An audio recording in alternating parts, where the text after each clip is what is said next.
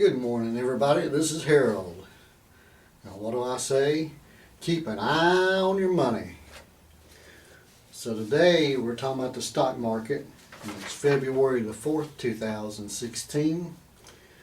And I've missed the last couple of days because I was busy doing some other stuff, but try to catch everybody up on what's going on here. The stock market continues to go sideways or go down, so you got to be cautious of that. Stay away from the pump and dump. You know, they're saying that a lot of people shorted the oil stocks, and now that they've paid all that out and that's got kind of evened out there, now the stock is, you don't have anybody shorting the stock because they think that maybe it hit the bottom. It could be. I don't think so.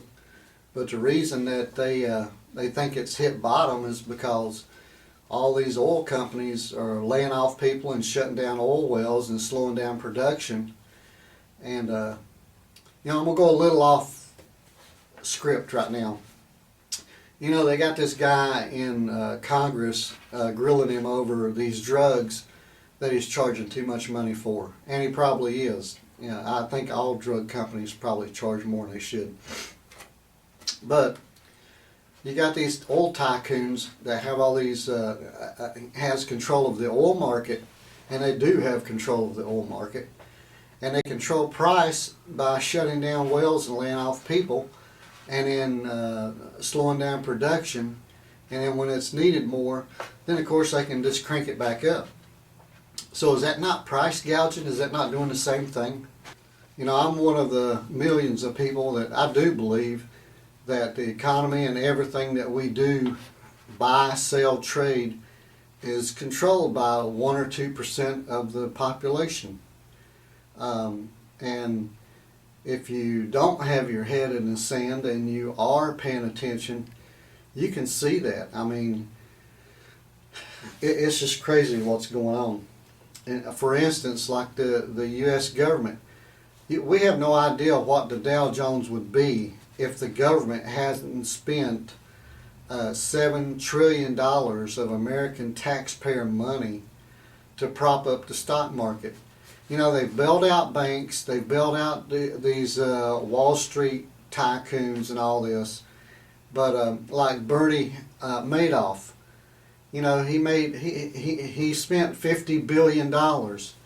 That's nothing. Our government is in the trillions of dollars of taxpayer money that we will never get back, and we just get taxed more, and they just keep taking more. And if Bernie Sanders gets in office, he says he's going to continue to raise taxes up to probably 75–80%.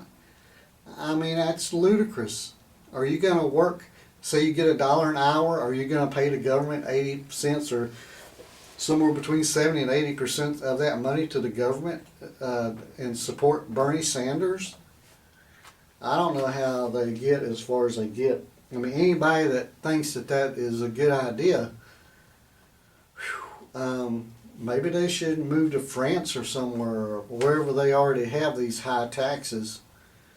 But that's not right. Stocks today on February the 4th, they're going to open up a little bit lower, a little bit higher. It's going to kind of be flat. I don't know what's going to happen at the end of the day, but there's a lot of bad news out there. Let's see, the housing industry. Let's see, the housing industry. The housing industry is down like 4%.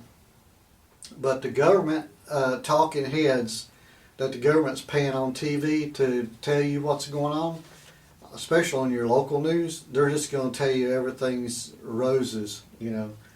Look through these rose-colored glasses because everything's just fine. Kohl's is down. Kohl's sells home goods. People buy a house or they're remodeling their house or whatever, and they want new things to go in the house, furniture, pictures, or whatever. They go to those places and buy stuff. Well, Kohl's is down 15% over the last year. So when you hear these talking heads talking about how great things are, You really need to investigate that for yourself and see what it is. New York Times had a story today saying that banks are getting ready to take another hit. And they say it's not American banks. I don't understand that, but I think it will be American banks. And it's going to be on loans that are not going to be paid back. Surprise there. Credit, Susie, I don't know what that is, but it's supposed to be a big deal in the stock market, down 12%. But when New York Times gets on there and says there's a lot of loans getting ready to come due that's not going to be paid back to banks, that's a cue for a government bailout of another bank. We should never bail out any bank or any company that can't make it on their own. I don't care what size or who it is. We should not do that. Okay, gun sales for January of 2016. 2.5 million guns were sold in January of 2016.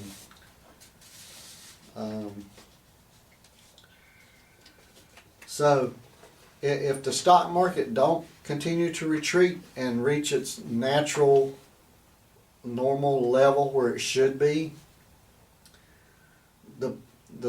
what's going on is every time the stock market goes down and tries to correct itself and get to where it needs to be, or where it's supposed to be, the government just continues to buy stock. I mean, they say they're not doing quantitative easing right now, but that's the only explanation. We already know the CEOs of companies and presidents of companies that are taking a hit in the stock market. It's common knowledge, if you don't know, they're buying their own stock back. So when the stock goes down 500 and comes back up 500 in one day, that's 1,000 swing. It's not investors. It's governments and CEOs of companies buying their own stock back to keep from having the stock just completely go away. And speaking of that, watch out for your ETFs. Your ETFs is kind of like the subprime mortgage lending thing that happened. ETFs have a lot of different stocks in them. And what happens is some of those stocks will go bust, like these oil companies, these small oil companies. I don't remember how many there is, but there's a lot of oil companies right now that are just closing their door, and they were on the stock exchange and they've come off. So if you had investment in those stocks, that money is gone. Even if they start back up and get back online and start selling oil, you won't get the money back because it's gone. It's gone, gone, gone. So Janet Yellen, she is not going to raise rates anymore because this little tick down we had in the stock market when she did it the last time, the 0.25%. But it don't matter. I'll say it again. The interest rate should be at 5 or 6%. Everybody should be able to make a little bit of money. You can't have the government telling people they can't make money on their savings. That is absolutely stupid. But she's basically said, without saying it, I'm ad-libbing here, she's basically said she's not going to raise rates again until there's a Republican in office for the president. I mean, that's basically what she says when she says she's not going to raise rates again till 2017. So I don't think with Hillary and Bernie Sanders fighting between each other that they're going to have that much support. And again, I don't understand how you can have support for somebody that says they're going to raise taxes to 75 and 80%. How can you support? How can anybody support that? Okay, I do want to say that I am not a stockbroker. I am not in the stock market. I've been out of the stock market since 2007 or 8. And I'm not giving you advice on buying or selling stocks. I'm giving you information and research that I do. And I listen to programs, do research on my own. And to the best of my knowledge, what I say is true. If someone tells me something that's untrue or if I read something that's printed that's untrue, I apologize for that, because I can't say to what they say. But I will say that the stock market was going to continue to go down. Oil prices might have flattened out. The oil prices might have hit bottom at the price that they hit. But don't be surprised if it don't go down a lot more.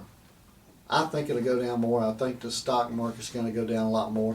But if the companies and governments keep buying stock back, then you can't really have a good handle on what the economy is, what the world economy is, what the American economy is.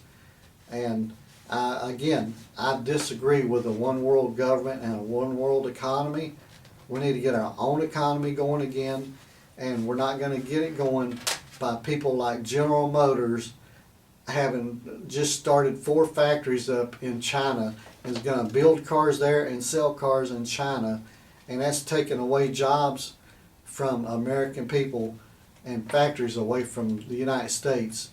And if they want to be a Chinese company, that's fine, but I think they should just pull completely out of the United States if they're going to turn their back on the American people.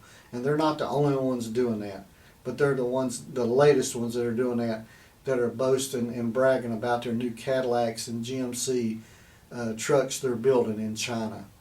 So anyway, this is Harold, and what I always say is keep an eye on your money, because they're going to steal it from you. You guys have a good day, and I'll try to keep up the videos and keep bringing them to you, and I'll have another one for you soon. So you guys have a good day.